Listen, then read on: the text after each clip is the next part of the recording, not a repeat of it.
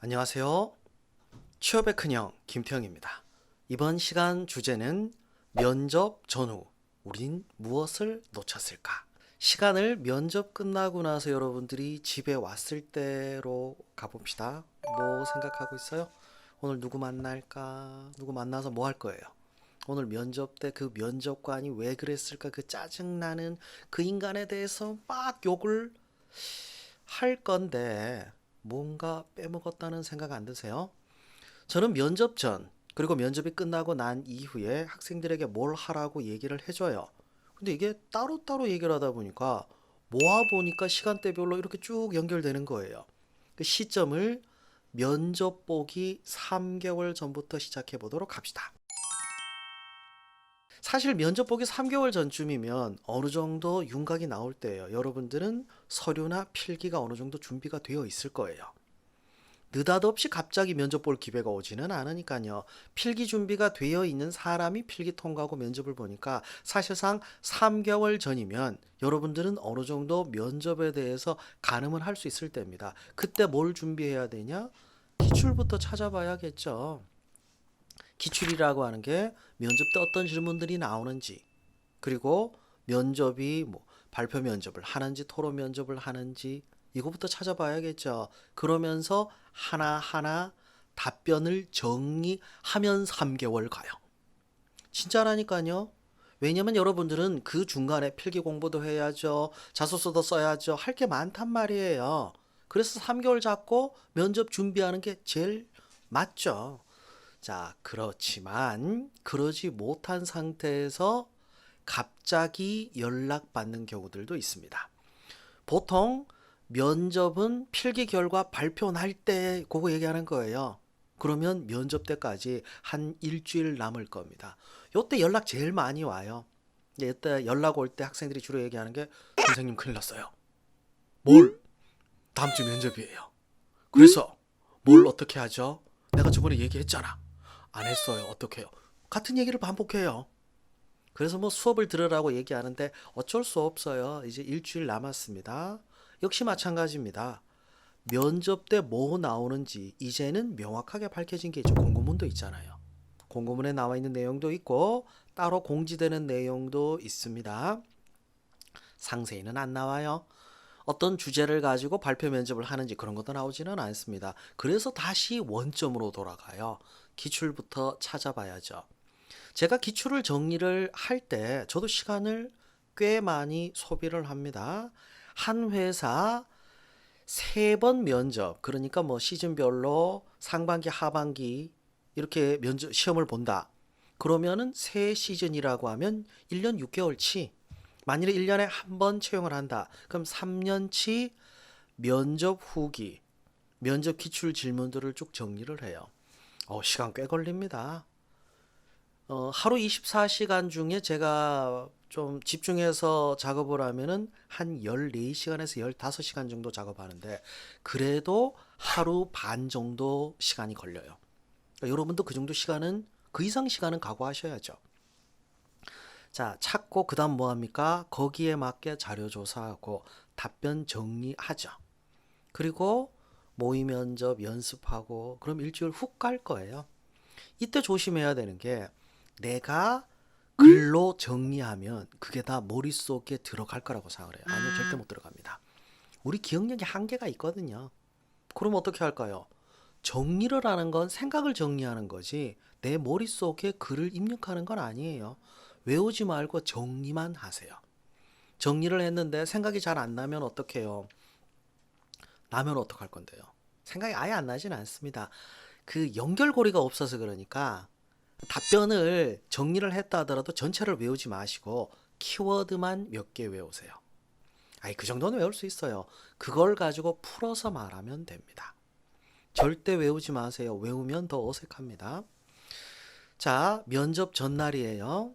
시간 없으니까 필기는 조금 컨디션 떨어지더라도 괜찮아요. 근데 면접은 컨디션이 좋아야 표정이 나와요. 인상을 이렇게 쓰고 면접을 봤을 때 절대 좋은 인상을 줄 수는 없죠.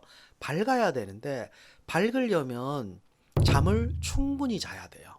그래서 면접 전날 무리하게 늦게까지 준비하지 마세요. 컨디션 조절을 하는 게 면접 전날 해야 될 가장 중요한 일입니다.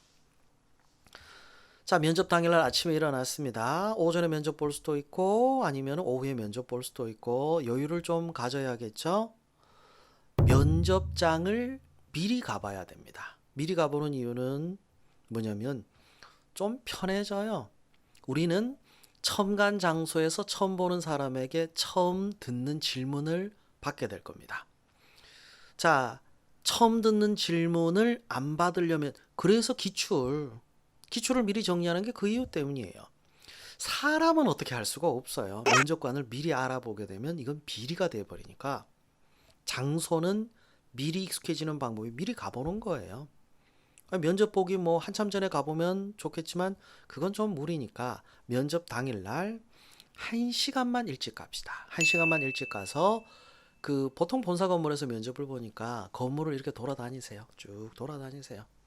한 바퀴, 두 바퀴, 세 바퀴 정도 돌고 나면 조금 편해져요. 익숙해지기 때문이에요. 그러면 처음 가는 낯선 공간이라는 느낌은 안 들겠죠.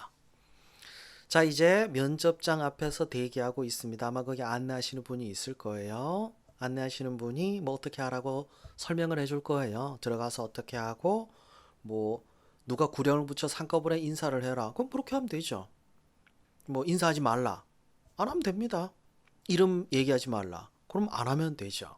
그 지시에 따라서 자, 면접장 들어갑니다. 자, 들어갈 때 여러분이 뭘 해야 될지 말씀드릴게요. 머릿속에 외웠던 거 지우세요. 생각하지 마세요. 내가 지금까지 정리했던 거 기억나면 이야기하는 거고 모르면 모른다라고 예의 바르게 이야기하면 되죠. 생각 안 나요? 근데 계속 시간 끌고 있으면 면접관이 답답해합니다. 차라리 죄송합니다. 제가 긴장을 해서 잘 생각이 나지 않습니다. 나중에라도 생각날 때 말씀드려도 될까요? 아, 그러면 얘는 긴장은 했지만 예의 바른 사람. 이러면 어때요? 긴장은 했는데 답답한 사람. 네, 그런 사람이 되지 않으려면 기억을 암기할 필요는 없습니다. 자, 최선을 다해서 면접을 봅니다. 이제 끝났어요. 끝난 게 언제일까요?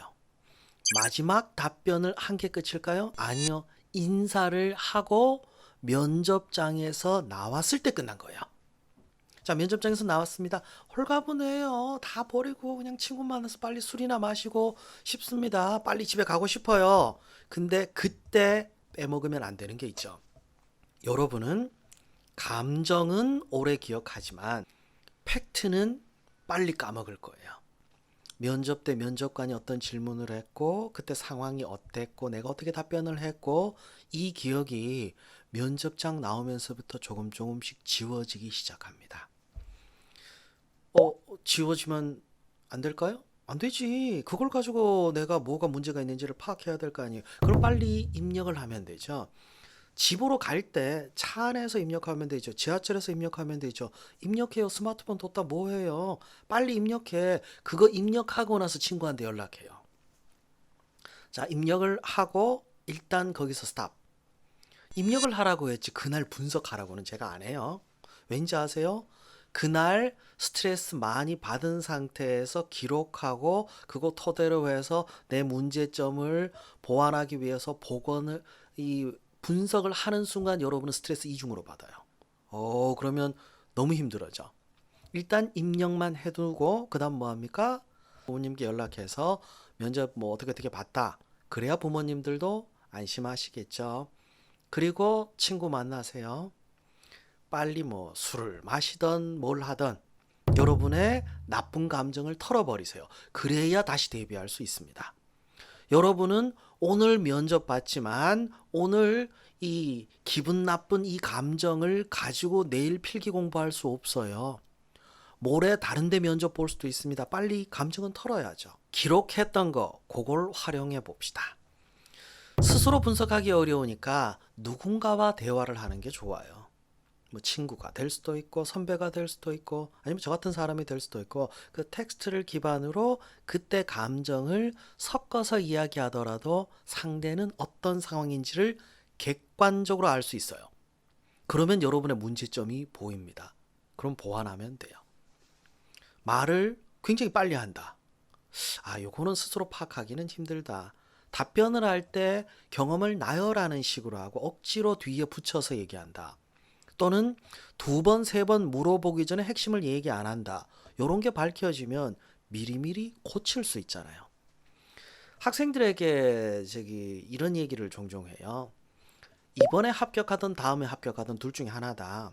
이번에 합격을 하고 끝내든지 아니면 이번에 떨어지더라도 정확하게 문제를 파악해서 보완해서 다음번에 무조건 끝내야 된다.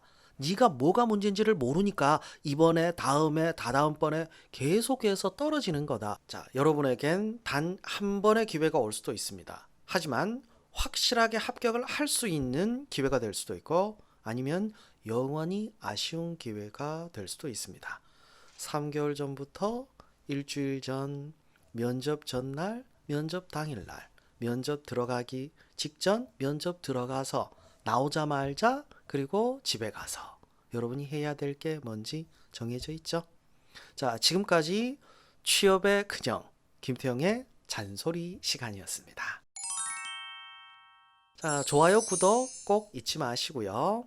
다음에도 검색해서 다른 정보들 많이 활용하셔서 좋은 기회 만드시기를 기원하면서 저는 여기까지 하겠습니다. 감사합니다.